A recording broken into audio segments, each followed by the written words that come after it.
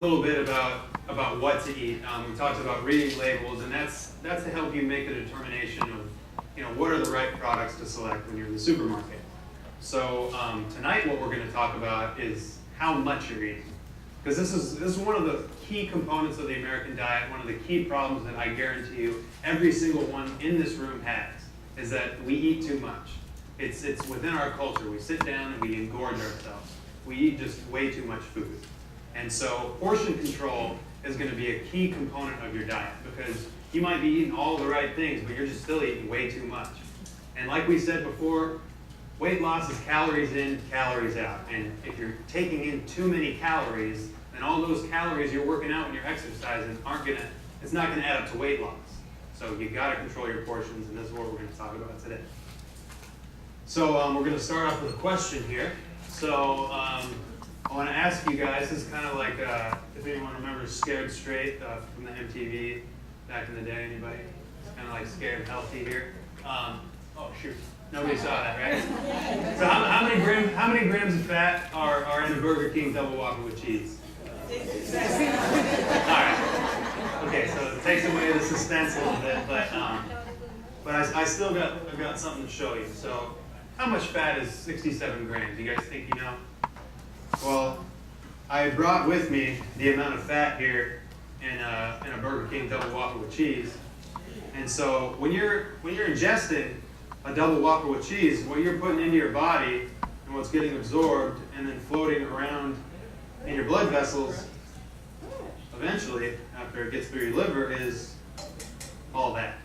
So, I mean, that's pretty gross, right? I've showed that to a few different audiences, and everyone's pretty grossed out about it, because you really don't think about that when you're eating a fast food burger. And yes, I did use the example of a Burger King Whopper, but that amount of fat you can still translate into the burgers you get over here at, what's the place on Esplanade with the burgers? Portical, yeah. Portical burgers, or McDonald's, or any of those fast food hamburgers are going to have a comparable amount of fat. And as you can see, that's just way too much fat to be ingesting in one meal. So that's why, if I can please urge you, stay as far away from fast food while you're on this diet as you can, or at least limit it to maybe once a month.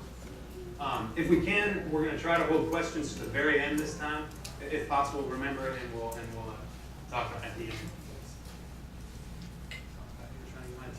All right, so we got another little question and answer here. So you're on your lunch break, and after ordering a healthy lunch, turkey sandwich on wheat, light on the mayo, the attendant asks you, "Well, would you like to drink, baby?"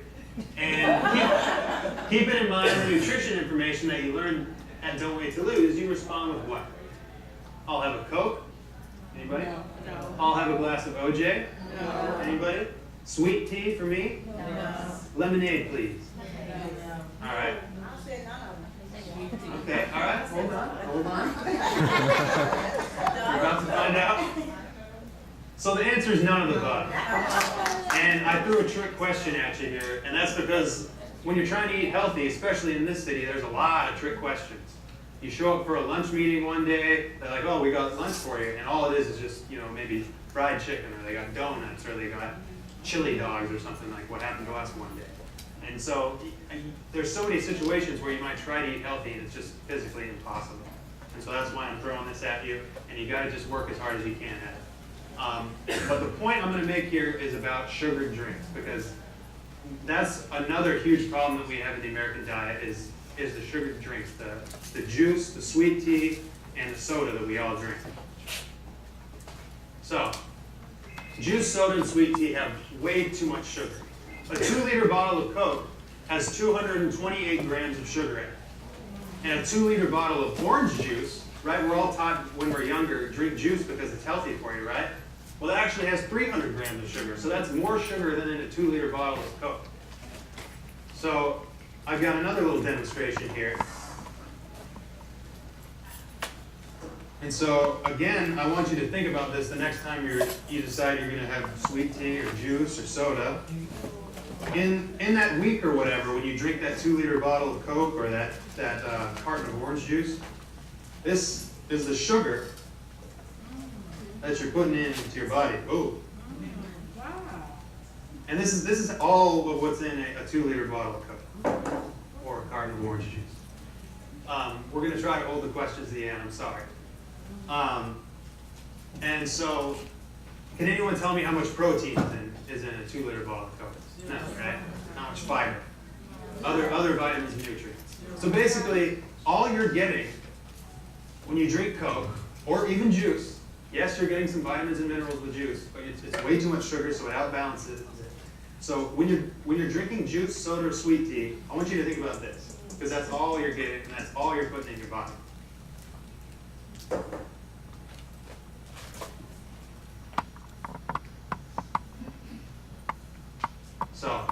So sweet drinks, those are calories in with little or no nutritional benefit.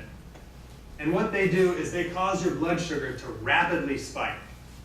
And when I was talking about whole grains, one of the beneficial things about whole grains is it causes your blood sugar to gradually go up.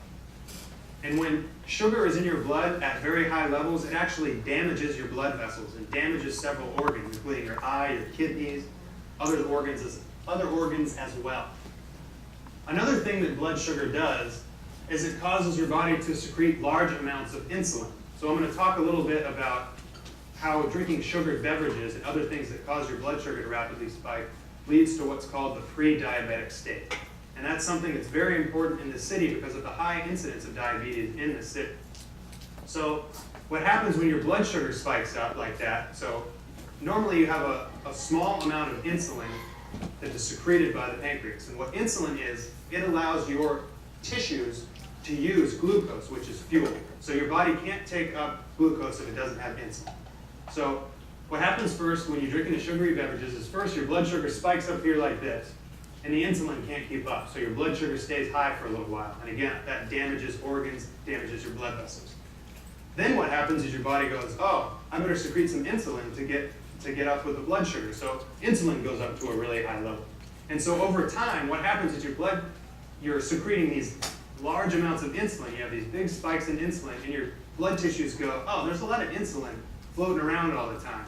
And so they kind of get used to it after a while. They don't respond in the same way. They don't take up as much glucose. And so what happens is your organs become less sensitive to insulin. And this is what leads to the pre-diabetic state, where your tissues aren't able to take up glucose in the same way that they used to in response to insulin. So your body can't secrete as much insulin to cause that glucose uptake as it used to, and so you don't respond in the same way to the blood sugar as a normal individual. And what that leads to is chronically elevated blood glucose. And like I said, that damages your blood vessels and damages your organs. And if anyone wants to talk more in depth about that later, we can talk. I know it's really confusing. It's even confusing to us medical students. But just remember that these sugary drinks can lead to the pre-diabetic state. One thing among many, anyway. So what can you drink with your healthy sandwich? So water. Water's a big thing, and I know that's not real exciting. Water's flavorless, right? That's what everybody says. But you got to get used to drinking more water, especially if you're exercising. Unsweetened iced tea. And what this picture is this is something that I do in my home is I'll boil a big pot of water, put a bunch of tea bags in it, and then transfer the tea to a container or whatever and leave it in my fridge, and that's what I'll drink all the time. And that way you can get unsweetened iced tea, and you're controlling how much sugar is in it because you don't put any sugar in it. Lemon water. That's another way to add a little flavor to water. So here's a big question I get from everybody every year, and I'm sure some people are thinking about it right now. And this is the deal with diet. And the information on diet sodas, which are sweetened with synthetically made sugars that taste sweet to your tongue, but they're not actually calories, so they don't cause your body necessarily to, your body can't use it for energy, so you're not storing fat theoretically. It's not calories. However, there's certain problems, and a lot of it has to do with the brain's pathway for tasting sweetness. So the theory is that if you have a lot of diet drinks that are really sweet, it causes you to crave more sweet things, and this causes you to eventually take in more calories over time. Another thing is you use sweetness to tell how many calories are in a food. And if you're having diet drinks over time with that synthetically produced sugar, it alters the way your body is able to sense calories in food, and so you can't tell how many calories are in something over time.